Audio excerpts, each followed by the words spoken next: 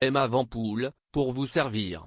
Particulièrement nul en mathématiques et en sciences physiques à l'école, mon parcours professionnel m'a naturellement conduit vers la voie de l'écriture. Un bac en poche, j'ai décidé de mettre mes compétences au service du journalisme et, étant une grande enquêtrice en matière de stars, je me suis rapidement dirigé vers le PIP et plus particulièrement vers les personnalités télé. Avec moi, découvrez tous les secrets du petit écran.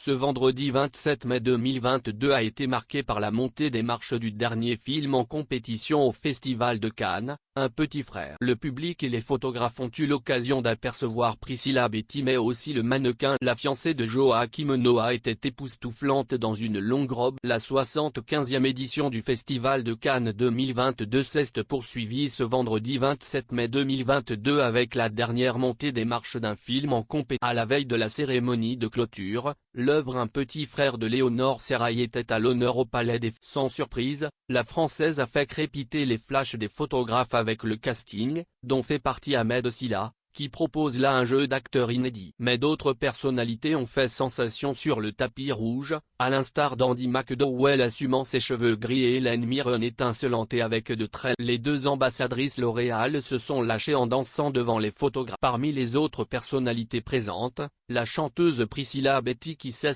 présentée dans une longue robe bustier crème parée de broderie, de Christophe Guillarmet, associée à une petite pochette. Elle avait coiffé ses longs cheveux sur le côté.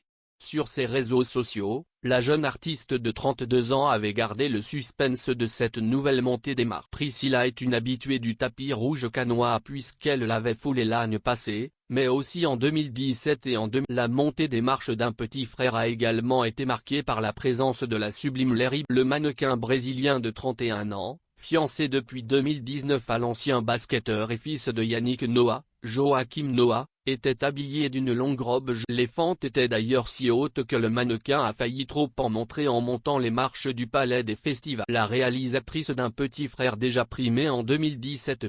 Léonore Serrail connaît bien le Festival de Cannes puisqu'elle a été auréolée de la Caméra d'Or en 2017 pour son premier long métrage jeune. Cette année, elle espère décrocher la convoitée Palme d'Or avec Un petit frère, dont la sortie est prévue au cours de l'année 2. L'œuvre a déjà été primée sur scénario dans le cadre du prix à la création de la Fondation. Le pitch ?